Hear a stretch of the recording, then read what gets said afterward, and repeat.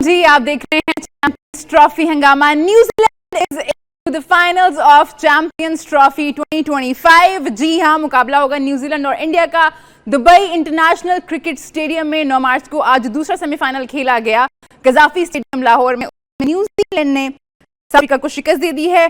Toss जीता था New Zealand ने और बैटिंग के लिए आए थे और पहले बैटिंग करते हुए 362 रन स्कोर किए और जिसके जवाब साउथ अफ्रीका की टीम सिर्फ 312 रन ही बना सकी और टूर्नामेंट से इस तरह से नॉकआउट हो गई है। So it's gonna be New Zealand versus India. काफी इंटरेस्टिंग गेम होने वाली है, इस पे मैं बात करनी है और आज जो मैच खेला गया उस पर मैं बात करनी है। मैं हूं आपकी होस्ट इस्मा असलम। स्टूडियो में हमें ज्वाइन किया है हमारे दो लेजेंड्स इमामुल हक एंड सकलैन मुश्ताक।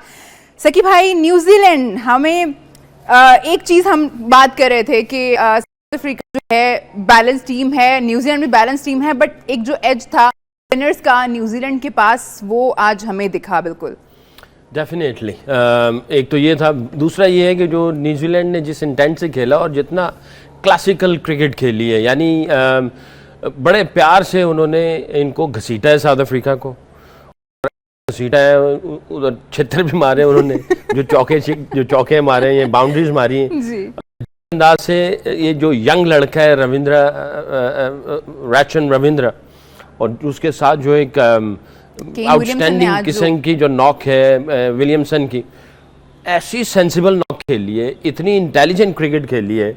और जो आज सेमीफाइनल जो हमेशा से कहते हैं कि जी करंट सिचुएशन आ जाती है नॉकआउट है, लग ऐसा नहीं रहा था, ऐसा लग रहा था कि ये बिल्कुल इनको पता है, ऑटो मोड पे लगे हुए, सिचुएशन उनके सामने थी और एक टाइम पे ऐसा था, लग ऐसा रहा था कि ये 315-20 करेंगे, वह नीचे से आके तो फिलिप ने जो लाठी चार्ज किया, credit goes to all of them, जिस अंदाज से उन्होंने क्रिकेट खेली है और बॉडी लैंग्वेज शिकरे लग रहे थे, ऐसे लग रहा था कि साउथ अफ्रीका को जो है ना उनकी दुर्गढ़ बनाई हुई थी।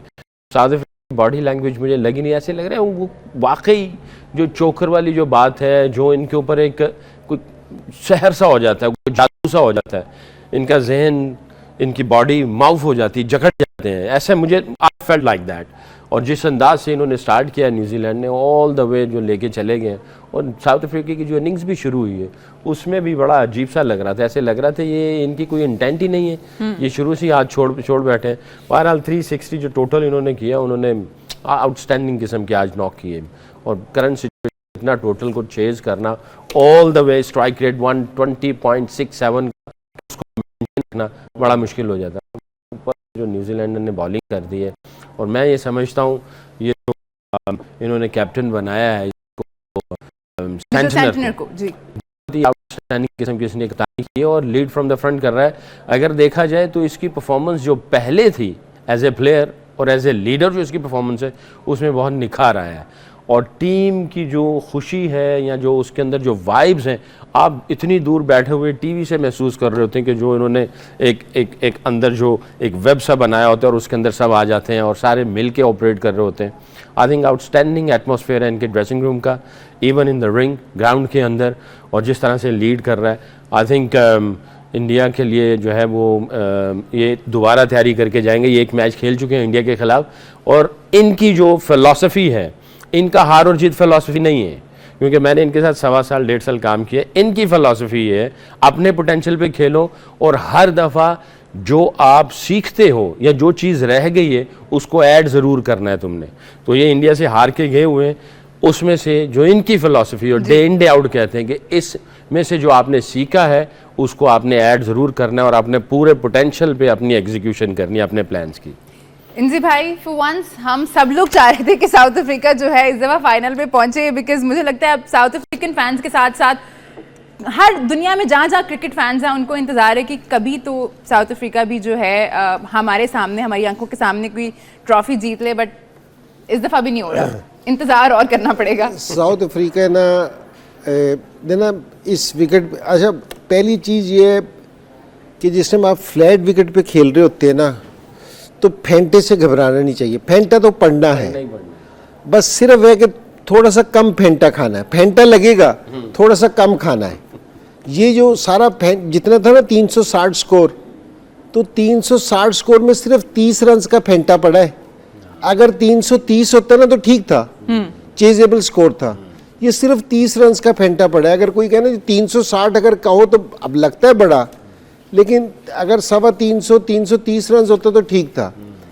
अब यहाँ से सिर्फ अगर आप मैच जिस टाइम देख रहे थे, जिस तरह 35 ओवर हुए थे और उनकी साउथ अफ्रीकन की बॉडी लैंग्वेज वहीं गिर गई थी। रमादा को देखा था, उसकी बॉलिंग में कोई जोर नहीं था कि जी जिस तरह आप एक चीज़ पूरी कर रहे होते हैं ना कि जी आके आपने 10 ओवर फेंकने, जी ओवर फेंकने, और आप इनके कप्तान की बॉडी लैंग्वेज देख लेंगे कि जी शक्ल बनी हुई, आप भाग रहे थोड़े, ये कैलकुलेट करना ना कि जी इस पिच पे 330 कोई बात नहीं है, ये तो चेजेबल है, तो ये उन्होंने रियलाइज ही नहीं किया। उनको जिस टाइम फेंकता भाई देना, फ्लैट ट्रैक है, हर दफा 300, अभी भी 300 पे 300 तो हुआ है जी, 312 तो उन्होंने भी किया है, ठीक है ना। और अगर क्लासन खड़ा हो जाता तो ये मैच और भी करीब था, कोई ऐसी चीज नहीं थी कि जी बहुत दूर था। तो इन्होंने जो मैच हारे है ना, वो ये दूसरी इनिंग्स में नहीं हारे, अपनी पहली इनिंग्स के लास्ट 15 ओवर में ये मैच हार गए हैं, क्योंकि जहां इनकी बॉडी लैंग्वेज गिरी है ना, और वहां उन्होंने आके ना स्कोर कर लिया। फिलिप्स ने जिस तरह आके 23-24 बॉलों पे मेरे ख्याल में 49 किया है, वहाँ इनके लेग बाई के थोड़े स्कोर हुए हैं। आप देखो इन्होंने 7-8 स्कोर है ना एक्स्ट्रा के दिए हैं, और उसमें से 5 स्कोर जो उनसे बाद में आके वाइट बॉल ने फेंकनी शुरू कर दी। एकदम है ना इनके ये जो वो पैनिक बटन है ना इनका जी, तो वो चौकर वाला वो एकदम निकल के सामने आया कि ओ हो क्या हो गया। वरना अदरवाइज ये कि जी सारी सूरत सही चल रही थी जब तक केन विलियमसन बहुत अच्छा खेला, रविंद्रा बहुत अच्छा खेला, लेकिन कोई ऐसी चीज़ नहीं थी कि जी अब जो इन्होंने वो वाला स्कोर खड़ा कर दिया कि जो चेज नहीं होगा, वो चक्कर नहीं था, ठीक है ना। 6 रन की एवरेज, 300 325 हम लोग तवक्को कर रहे थे, हमने सुबह भी बैठ के कहा था कि इतना। तो मेरा ये ख्याल है कि बस ये है ना पैनिक कर गए अपने लास्ट ओवरों में, और 360 का देख के ना इनको थोड़ा सा ना इनका बिलीव है ना डोल गया कि जी हम नहीं करेंगे। वरना ये है कि जी इस कंडीशन पे, और मैं आपको बताऊं थोड़ी सी ओस भी थी। अगर आप जिस टाइम वो स्लाइड कर रहे थे ना, मैं उसका बता दूं कि जिस टाइम स्लाइड करते हैं ना, आपने स्लाइड मारी और आप इस तरह देर दूर तक जाते हैं, तो इसका मतलब ये है कि जी ओस है, तो आपको उस चीज़ का भी एडवांटेज मिलना था। लेकिन वो जिस तरह कहे ना कि जी वाकई ये किसी भी मैच में आने से पहले ना घबरा जाते हैं, तो बस ये मेंटली हार गए थे, ग्राउंड में हारने वाली बात नहीं थी। बड़ा दोनों टीमें बड़ी मजबूत थी, और इतना स्कोर हम सुबह खुद भी कर रहे थे कि जी 300 पे हुआ भी है, 300 पे 300, ये 10 से 15 रन का ना फ़र्क था इधर से उधर का जो इन्होंने डाला है। अगर ये 330 होता तो इनका खेलने का और न्यूजीलैंड के सोचने में फ़र्क होना था बहुत। सकी भाई, रचिन रविंद्रा बहुत ही खूबसूरत यंग लैड और इतना अच्छा खेल रहे हैं, आपको क्या लगता है कौन सी चीज़ है जो उन्हें बाकियों से इतना मुख्तलिफ बनाती है? हमने देखा है बड़े मैचेस में आके परफॉर्म करते हैं, he is very young, he is young and he is wise as well, he is very deep, he knows the deeper of the game. वो गेम को रीड करता है, स्टडी करता है, डीप एंड पे जाता है, गेम को पूरा देखता है, सिचुएशन स्टडी करता है। ही इज़ वेरी, ये जो है ना एकेडमिकल भी बड़ा एजुकेटेड बच्चा है ये। तो क्योंकि जैसे मैंने पहले कहा, मैंने 1.25 साल 1.5 साल काम किया है, तो इंट्रैक्शन होती रहती थी बच्चों के साथ, इनके साथ on end of the field.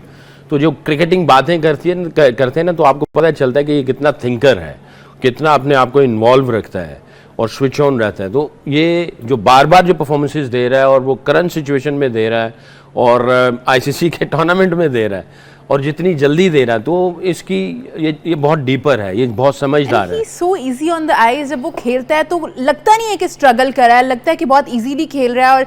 और जिस तरह बहुत से प्लेयर्स हमारे हैं जिनको देख के लगता है कि बहुत स्ट्रगल हो रही है पिच पे, बड़ा मुश्किल काम है खेलना, बट उसको देख के लगता है कि नहीं इजी है। जी बिल्कुल। और देखें ना, जैसे इंजमाई ने कहा कि ये सुबह भी बात कर रहे थे कि 300 प्लस सेमीफाइनल है, विकेट 340 वाली 340 चेज हुआ है। वही जो इंजमाई ने फिर बात कही को 20-25-30 रन है, वो 20-25-30 रन को अगर देखें 340 तो चेजेबल था, तो उसकी वजह से जो है ना इनकी डिफरेंट चीज़ चली गई। बहरहाल बात तो रविंद्रा की हो रही थी कि बहुत ही जो है ना वाइज लड़का है ये। और ये जब मैंने ज्वाइन किया था न्यूजीलैंड टीम को, तो जो इनका गैरी स्टेड हेड कोच था, कहता था कि इसका एम्बिशन है I want to become world class player. तो ये हमेशा उसी तरह सोचता है, बल्कि ये उस तरह कैसे पहुंचना है, उसके सारे वर्क एथिक्स और वो उस तरह उसी तरह की बात करता है कि मुझे लीग खेलना नहीं है जी, लीग खेलना नहीं है, लीग खेलना नहीं है हाँ नहीं, उसका यही था कि I want to become a world class player. तो ये तो हमारे पास क्योंकि वर्ल्ड क्लास बैट्समैन हैं जी, तो मैं आपसे भी रचिन पे जरूर कमेंट चाहूंगी कि क्या चीज़ उनको इतना अलग बनाती है। देखिए उसकी बैटिंग की जो सारों से ख़ास बात है ना कि वो बिल्कुल उसका माइंड क्लियर है कि जी उसने किस तरह खेलना है, वो डबल माइंडेड नहीं है आके। वो इसलिए आपसे कह रहा हूँ कि अगर आप इसका पिछला मैच देखें ना जहाँ इसने इतना ज़्यादा स्कोर नहीं किया था, खेलने का स्टाइल वहाँ भी इसका वही था। तो आप है ना अपनी गेम खेलते हैं कि जी जहाँ भी खेल रहे हैं ना आप अपनी गेम खेल रहे हैं कि जी आपने किस तरह खेलना है। तो फिर जिस टाइम आप अपनी गेम खेल रहे होते हैं ना, देखो ये जो न्यूजीलैंड की टीम की ख़ास बात है ना, एक पाकिस्तान की टीम है ना न्यूजीलैंड का टूर कर रही थी, तो विलियमसन अनफिट हो गया, इधर से बाबर का हो गया कि जी बाबर भी नहीं खेलेगा। हमें यहाँ हर चैनल पे आप थे मेरे ख्याल में कोच, मुसीबत पड़ी हुई थी कि जी बाबर आजम पता नहीं खेलेगा या नहीं खेलेगा, क्या हो जाएगा। उधर उन्होंने कहा कि जी स्ट्रेट अवे कि जी वो जो है केन विलियमसन है ना, हालांकि मेन प्लेयर था उनका, क्योंकि जी नहीं है कि जी अनफिट है। तो आप सारा प्रेशर है ना एक बंदे पे रिलाई नहीं करते कि एक बंदे को प्रेशर नहीं।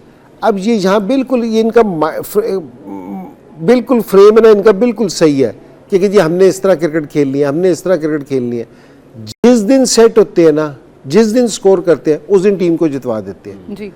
हम यहाँ बिल्कुल अपने खेल रहे होते हैं कि स्ट्रगल के तौर पे स्कोर भी करते हैं, टीम मैच भी नहीं जीतती। तो इसकी जो बैटिंग की सारों से ख़ास बात है ना रविंद्रा की, वो ये है कि जो न्यूजीलैंड का प्लान है ना उसने इसको प्लेयर बनाया है। ये जो सी इनकी टीम है ना अच्छी, ये इनके प्लान पे खड़ी है सारी।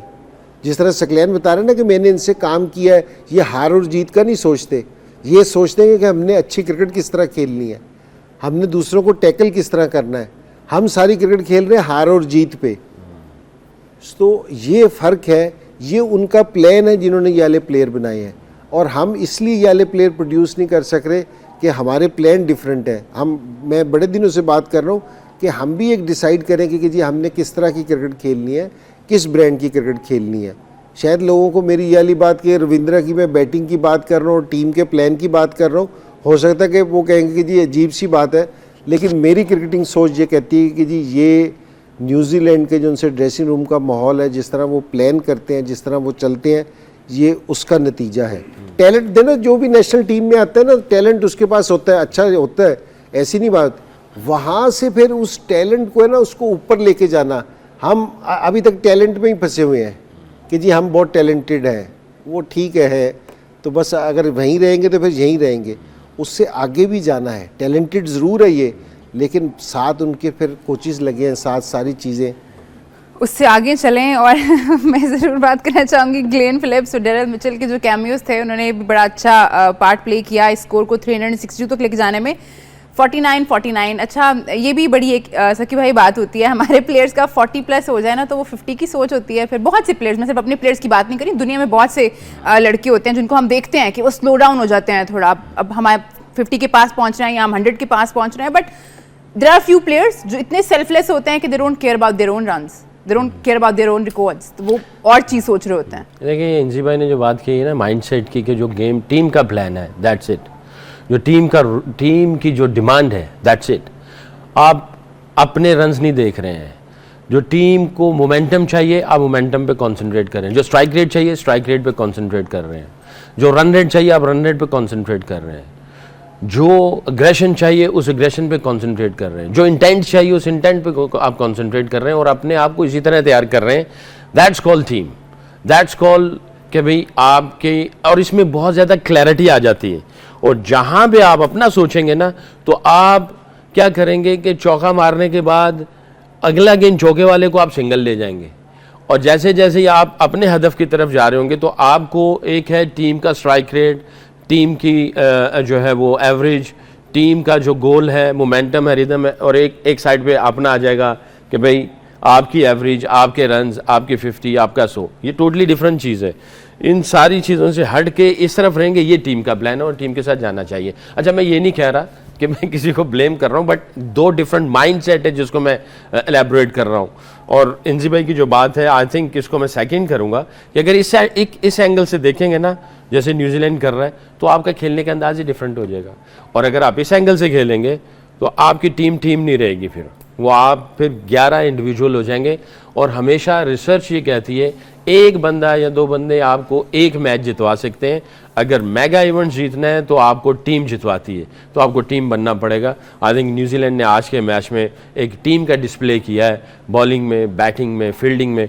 और जो सेंटनर ने, अगेन मैं कहूँगा कि जिस तरह इसने लीड फ्रॉम द फ्रंट किया है, जिस जगह पे ज़रूरत थी विकेट की, उसने ब्रेक थ्रू लेके दिया। जब आप एज ए टीम चल रहे होते ना, तो आपके जो है ना जो चीज़ें जिस वक्त चाहिए होती, आपकी विलिंगनेस होती है हर बंदे की, तो वो विलिंगनेस पे आप क्रिएट करते हैं, किसी अपॉर्चुनिटीज़ को अवेल कर रहे होते हैं। तो आई थिंक आज के मैच में बहुत सारे ऐसे थे जो अपॉर्चुनिटीज़ इन्होंने अवेल भी किए और क्रिएट भी किए। और दूसरी चीज़ इनके माइंडसेट की बात यह है कि जिस तरह इन्होंने कॉनवे को दूसरे को बाहर बिठाया है, उसने 100 का रखा था, बाहर बिठाया। ये नया लड़का है रविंद्र, लेकिन उनके प्लान था ना, उन्होंने अपने हमारे यहाँ मुसीबत पड़ जानी थी। मैं सही कह रहा हूँ ना, हम अपना जिक्र पता किस लिए करते हैं कि बार बार किस लिए आ जाता है कि हमारी जितनी भी हम यहाँ बैठे हैं ना, तो हमारा ये होता है कि जी हमारी टीम अच्छा क्रिकेट खेल ले, अच्छी हो, क्योंकि जी हम अपनी टीम की बात करें, ठीक है। तो ये नहीं है कि जी किसी को हम वो करते हैं, लेकिन ये वाली चीज़ है ना बहुत मैटर करती है कि जी आप है ना किस तरह की क्रिकेट खेल रहे हैं, किस फ्रेम ऑफ माइंड से। पहले एक ज़माने में मैं आपको बताऊं कि जिस टाइम इंडिया से खेलते थे ना, इंडिया के अगर प्लेयर टू प्लेयर करते ना तो वो बड़े प्लेयर्स थे, लेकिन वो अपने लिए खेलते। यहाँ हमारे स्कोर थोड़े होते थे, लेकिन क्या होता था कि टीम के लिए होते थे कि 30 किया, 35 किया, 40 किया, टीम के लिए किया। तो जब आप टीम के लिए खेल रहे होते हैं ना, तो फिर रिजल्ट है ना खुद ही आपके हक में आना शुरू हो जाते हैं। ठीक है जी, रिजल्ट आपके हक में तभी आएंगे जब आप टीम के लिए खेलेंगे। मैं ज़रूर यहाँ बात करना चाहूँगी साउथ अफ्रीका की बॉलिंग लाइनअप की। हमें पता था इंजी भाई कि यहाँ पे रन्स तो होने ही हैं, ये ट्रैक ही ऐसा है, बट आपको लगता है कि शायद साउथ अफ्रीकन जो बॉलिंग लाइनअप थी वो सोच के आई हुई थी कि हाँ ये तो रन्स होने ही हैं? बिकॉज हमें लग रहा था मिडिल ओवर में विकेट नहीं मिल रही हैं, तो काफ़ी रिलैक्स, जैसे हमने बात की कि बॉडी लैंग्वेज से दिख रहा था। तो लगता है कि आज बैकफुट पे थी बॉलिंग लाइनअप। देखिए, एक पहले जिस टाइम हम विकेट पे जाते हैं ना, जिस टाइम जी, तो जिस टाइम हम अपना बैटिंग का भी हम तय करते हैं कि यार इस पिच पे ना 330 तो होना चाहिए, तो बॉलर भी डिसाइड करना चाहिए कि यार 300 तो होना ही है। अब ऐसा नहीं होता है कि जी बॉलर अपना आइडिया लगा के हम इस पे 230 पे आउट कर देंगे। वो सिर्फ कहने को तो अच्छा होता है, लेकिन होता नहीं है। तो जिस टाइम आप माइंड बनाते हैं ना कि यहाँ अगर हमने 300 पे या 320 पे भी पकड़ लिया इनको तो ये अच्छा है, तो आपके जहन में थोड़ा फेंटा खुद ही आ जाता है।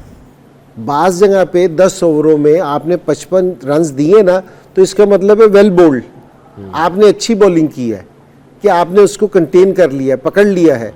तो ये बॉलर्स भी, अगर साउथ अफ्रीकन के जहन में ये था कि जी हम इनको 250 पे आउट कर देंगे या कुछ कर देंगे, ये वैसे तो अच्छा है कि जी अगर अपॉर्चुनिटी मिले तो ज़रूर कोशिश करें, लेकिन जिस तरह की पिच थी, जिस तरह की कंडीशंस थी, जिस तरह का ग्राउंड था कि ये होना था, उनको हुआ सिर्फ ये कि मैं आपसे कह रहा हूँ कि सिर्फ 30 रन का फ़र्क पड़ा है कि अगर आप उनके लास्ट 15 ओवर की बॉडी लैंग्वेज उठा के देखें ना साउथ अफ्रीकन्स की, तो वो बिल्कुल डाउन थी और वहाँ से असल में वो मैच आ रहे हैं। और अगर ये कहीं 325 330 स्कोर होता तो आप है ना मैच और भी क्लोज होता और भी एक्साइटिंग मैच होता। अभी भी इन्होंने 312 किए हैं, ठीक है।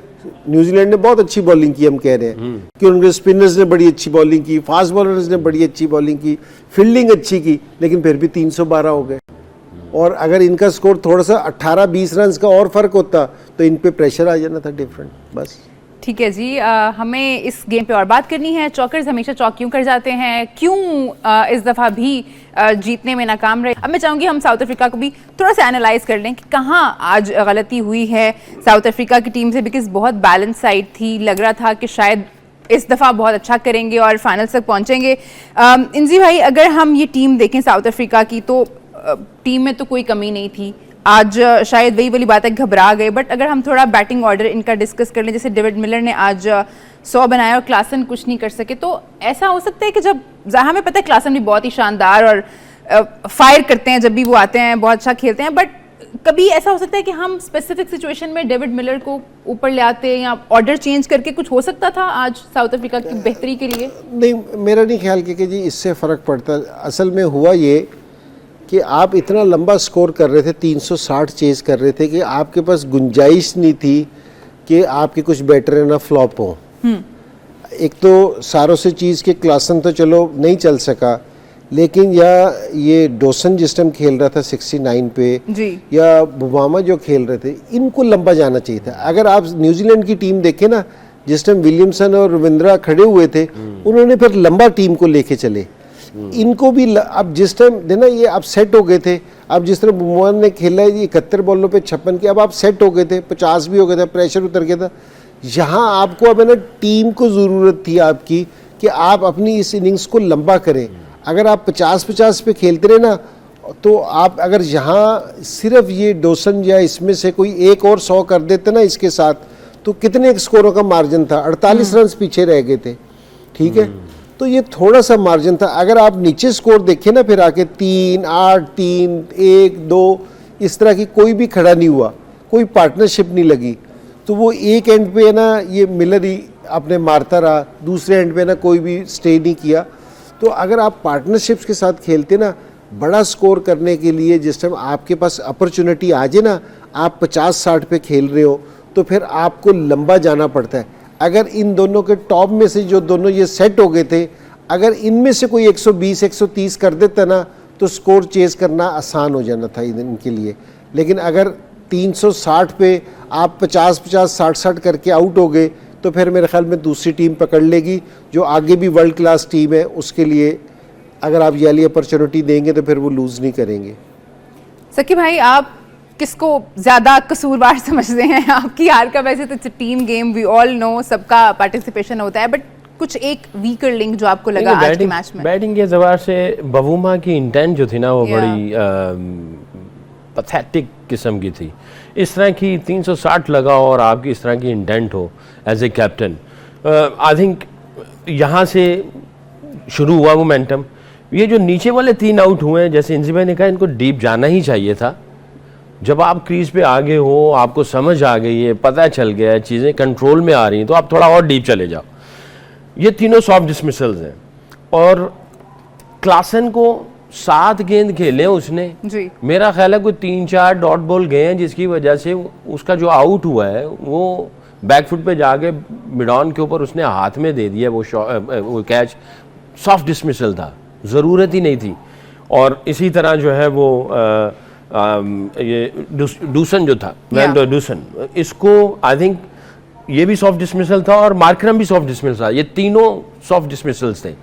या तो ये ना कभी आउट करने वाला कुछ ऐसा प्लान किया हो, जैसे मैं हमेशा ये कहता हूँ कि जब आप कोई बॉलर किसी को आउट करता है तो वो कम से कम कोई ट्रैप करने की कोशिश कर रहा होता है। 1-2 गेंद अच्छे हुए थे सेंटनर के, भाई 1-2 गेंद तो अच्छे होने ही होने, आपने 1-2 गेंदों को टैकल करना ही करना है। चीज़ें अब आपके हाथ में आ गई, आप थोड़ा सा और नीचे चले जाओ।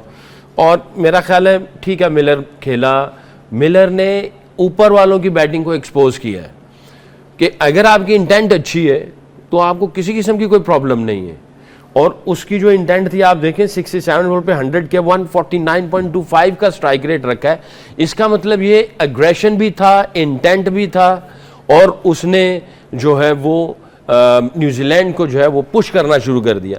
तो वो जो पिच की जो सिचुएशन थी वो भी बता रहा था कि अगर आपकी इंटेंट है और आप अग्रेशन के साथ चल रहे हैं, इंटेलिजेंट क्रिकेट खेलने की कोशिश कर रहे हैं, तो आप कुछ भी कर सकते हैं। तो अगर एक अच्छी पार्टनरशिप हम देखते हैं मिडिल ऑर्डर में भी लगती, तो शायद मैच का पासा पलट सकता था। ये ऊपर वाले 3 जो हैं, बवूमा की इंटेंट और ये वैन डन डूसन, मार्करम और क्लासन, ये थोड़ा सा और टिक जाते ना, तो मेरा ख्याल है ये लाइन से पार चले जाते। ये सॉफ्ट डिसमिसल्स हुए हैं इन्होंने। भाई, अगर हम न्यूजीलैंड का बॉलिंग कार्ड देखें तो जो स्पिनर्स की स्पेशली हमें परफॉर्मेंस नज़र आती है, तो आज के मैच के बाद तो लग रहा है कि शायद न्यूजीलैंड ही वो टीम है जो फाइनल में इंडिया को टक्कर दे सकती है, because it's gonna be spinners versus spinners. नहीं, इनके पास ये वाली चीज़ तो है। इन्होंने लास्ट टाइम भी जो अगर आप मैच देखें तो मैच वो वरुण है ना चक्रवर्ती इनसे दूर ले गया। हालांकि इनका प्लान पूरा था, इन्होंने जो उनके पहले स्पिनर खेल रहे थे ना उनसे नहीं पकड़ा जाना था, इन्होंने उसके खिलाफ इनका प्लान जो सक्लैन ने कहा है ना कि ये अब अगले मैच में जिस समय हम इनको 9 तारीख को देखेंगे वरुण के खिलाफ भी इनका प्लान होगा, ऐसा नहीं होगा। अब ये 6, 7, 8 है ना, ये सिर्फ इनके टीम रूम में ना उन्हीं की केस्टें चल रही होंगी क्योंकि ये देख रहे होंगे कि जी वो किस तरह बॉल करता है, किस तरह नहीं करता।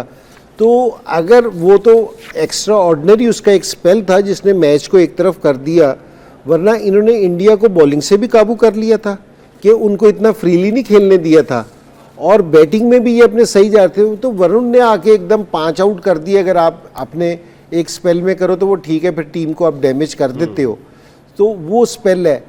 अब वो वाला मैजिक स्पेल फाइनल में होता है या नहीं होता, ये एक दूसरी चीज़ है। अगले दिन जिस तरह ऑस्ट्रेलिया ने वरुण को उस तरह नहीं खेला, वो भी प्लान करके आए हुए थे कि जी इसको हमने किस तरह खेलना है, तो डेफिनेटली ये भी आएंगे। और ये जो इनकी टीम है ना, ये भी पूरी कंप्लीट टीम है। बिल्कुल, बिल्कुल। और ये बैलेंस टीम है। इनके पास फास्ट बॉलिंग भी अच्छी है, स्पिनर्स भी हैं और बैट्समैन भी हैं, यंग भी है और तजर्बेकार भी हैं। तो केन विलियमसन का ना उस दिन खड़ा रहना ना बड़ा ज़रूरी है। और मैं विलियमसन की है ना एक और बात करूँगा कि रविंद्रा पे बात की, केन विलियमसन पे नहीं की। नहीं ना, ये सीनियर प्लेयर का रोल है जी, क्योंकि जी आप सारे इंडिया के खिलाफ भी इसने 81 किया था, ठीक है। तो कि जहाँ की मैच होगा ना तो वहाँ ये आके खड़ा हो जाता है, स्कोर करता है। और हमें लगता नहीं है, लेकिन जो इसके साथ दूसरे प्लेयर्स खेल रहे होते हैं ना, तो वो ये उनको खिलाता है साथ अपने। ठीक है, जो सीनियर प्लेयर का रोल है ना, तो वो खिलाना है। आपने 2 दफा ठीक कहा है तो मेरे ख्याल में काम हो चुका है हमारा। जिक्र किया था मोहम्मद शमी ने जो मीडिया से बात की, उनका कहना था कि सही है, दुबई में हम सारे मैचेस खेल रहे हैं, हमें एडवांटेज है। लेकिन गौतम गंभीर ने भी प्रेस से बात की थी और उनका कहना था कि हमारी जो कामयाबी है उसका इन्हिसार मुकम्मल तौर पर हमारी कारकर्दगी पर है, कोई एडवांटेज नहीं है। और रोहित शर्मा ने भी कुछ दिन पहले जब मीडिया से बात की थी तो उनका कहना था कि हमारा घर तो नहीं है यूएई, हम तो यहाँ पे खेलने आए हैं, ये तो हमारे लिए हमारी जगह नहीं है, ये हम भी यहाँ पे खेलने ही आए हैं, तो एडवांटेज क्या, हम अपनी परफॉर्मेंस से जीत रहे हैं। तो कुछ लोग मान रहे हैं, कुछ लोग नहीं मान रहे। बयान में काफ़ी तजाद है। मैंने आपको बताया था उस दिन चाचा फीमे की स्टोरी। यस, चाचा फीमे ने कहा सलीम नू एनू ढाबे गए थे, एनू दूसरी जगह ले जा, फिर तुसी कंचे जो है ना वो जीत जाओगे। ये तो उसको पता है कहाँ से फेंकना है और सारे के सारे होल के अंदर चली जाती हैं। जब आप एक जगह पे आप बैठे होते हो आपको बहुत आइडिया हो जाता है। तो ये तो मानने में क्या ही मान लेना चाहिए। क्या है? मैं आपको एक बात बताऊं, हिस्ट्री लिखी जाएगी, हर मैच हिस्ट्री में चला जाता है, हर मैच हिस्ट्री में जाता है और हर मैच और हर टूर्नामेंट की सारी चीज़ें जो है ना वो हिस्ट्री में, ये हिस्ट्री क्रिएट हो गई है कि चैम्पियंस ट्रॉफी पाकिस्तान होस्ट कर रहा था और इंडिया ने पाकिस्तान में मैच नहीं खेले, ये हिस्ट्री में लिखा जाएगा। सारी दुनिया की जो टीमें थीं वो ट्रैवल करती रही, ये हिस्ट्री में लिखा जाएगा। और इंडिया की टीम एक ही जगह पे बैठी रही और वो एक ही जगह पे खेलती रही और सब ट्रैवल करते रहे। इसके अराउंड आईसीसी का टूर्नामेंट था, आईसीसी की हाथ पावर कोई नहीं थी, इंडिया वहाँ पे खेली। सॉरी ये बातें करनी पड़ रही जो कि सच है, इसमें ये नहीं कि कोई बातें बनाई जा रही, जो सच है ये हिस्ट्री में सारा लिखा जाएगा। और देखें, मैं यहाँ पे एशिया कप और और T20 वर्ल्ड कप 2 टूर्नामेंट में हेड कोच था। इंडिया के खिलाफ हमारा मैच हुआ, इनका एक स्पिनर खेलता था, ठीक, एक ऑलराउंडर होता था, 4 फास्ट बॉलर होते थे और हम इंडिया से मैच आ रहे यूएई में। अब 4 स्पिनर है, मौसम कौन सा चल रहा है, विंटर से निकल के अभी विंटर ही समझ ले, एंड हो रहा है विंटर का, तो विंटर का एंड हो रहा है। यहाँ पे 4 फास्ट बॉलर होने चाहिए थे, तपती धूप नहीं है, जब तपती धूप होगी, ड्राई पिचेस होंगी तो 4 स्पिनर्स होने चाहिए। नहीं, आप कुछ इसका मतलब ये कि आप ये कह रहे हो कि विकेटें भी ये अपनी मर्जी की बनवा रहे हैं। यू नेवर नो, बहुत सारी चीजें हो सकती हैं। देखें, ICC is boss, India is power. मैं ये कह रहा हूँ, सॉरी बुरा लगेगा, जो रियलिस्टिक है, जो अकल कहती है कि जब आप विंटर में खेल रहे होते हैं और विंटर है, अभी समर नहीं है, तपती धूप नहीं है, तब तो 3-3 4-4 स्पिनर होने चाहिए। जब धूप तपती हो, विकेट जो है वो ड्राई हो और भुर्रा हो रहा हो, तो फिर तो बनता है। अब इस मौसम के अंदर भी 4 स्पिनर चल रहे हो और आपके फास्ट बॉलर सिर्फ 8 ओवर कर रहे हो या 9 कर रहे हो, पूरा मैच इस तरह चल रहा हो, एक जगह पे आप बैठे हो, तो टीम तो बहुत अच्छा खेल रही है, इसमें सराहना चाहिए। विराट कोहली आउटस्टैंडिंग खेल रहा है, रोहित शर्मा आउटस्टैंडिंग कप्तानी कर रहे हैं, उनके केएल राहुल बहुत अच्छा खेल रहा है, स्पिनर्स बहुत अच्छी बॉलिंग कर रहे हैं, टीम का वाइब्स बहुत अच्छी हैं, कोच इनका बहुत अच्छा ऑपरेट कर रहा है, रिलैक्स और कॉन्फिडेंट एटमॉस्फेयर है, ये सारी चीज़ें अच्छी हैं। बट इससे थोड़ा सा पीछे चले जाए, जो हम हमेशा कहते हैं प्लानिंग प्रेपरेशन, वो प्लानिंग प्रेपरेशन बहुत अच्छा पहले से हुई है और वो सारी प्लानिंग और प्रेपरेशन इनको पता था, उन्होंने उसके मुताबिक की हुई है। अब देखें ना, इनको स्ट्रगल हो रही है, दूसरी टीमों को, ऑस्ट्रेलिया को स्ट्रगल हो रही है, उन्होंने उस लड़के को इंजेक्ट किया, उन्होंने 2 जगह पे अपने आप को प्रिपेयर करना है, कि पाकिस्तान की कंडीशन के लिए और दुबई की कंडीशन के लिए, और 15 सिर्फ सेलेक्ट करने आपने। तो उनको जो लड़के खिलाया, जो लेफ्ट आर्मर था, मेरे जिन से नाम निकल रहा है, तनवीर सांगा को खिलाया था, कितने मैच खेला था? 5 सांगा था, वो राइट हैंड लेग स्पिनर था एक, जो ओपनिंग भी 3, 4, 5 मैच खेले हुए थे और सारी प्लानिंग। अब एक और चीज, मोटरवे पे ना आप क्रूज कंट्रोल लगा सकते हैं, सही है, क्रूज कंट्रोल लगाते हैं, एक 120 पे आप छोड़ देते हैं, रेस, क्लच, ब्रेक और सारा कुछ, आप सिर्फ स्टीयरिंग को पकड़ लेते हैं। बल्कि अब कुछ ऐसी गाड़ियां आ गई कि आप स्टीयरिंग भी छोड़ देते हैं, बट आप उधर देख रहे होते हैं, गाड़ी चल रही होती है। यही गाड़ी शहर के अंदर नहीं चलेगी, चाहे वो उसके अंदर क्रूज कंट्रोल भी है, चाहे उसके अंदर वो सारा सिस्टम है कि वो खुद ड्राइव करे, शहर के अंदर आपको खुद ड्राइव करनी पड़ेगी। ये ऐसे ही है कि ये जो हमारी ये वाली पिचेस हैं 340, 360, यहाँ पे क्रूज कंट्रोल लगेगा, इस मोमेंटम, इस स्ट्राइक रेट पे जाना और चलते चले जाओ।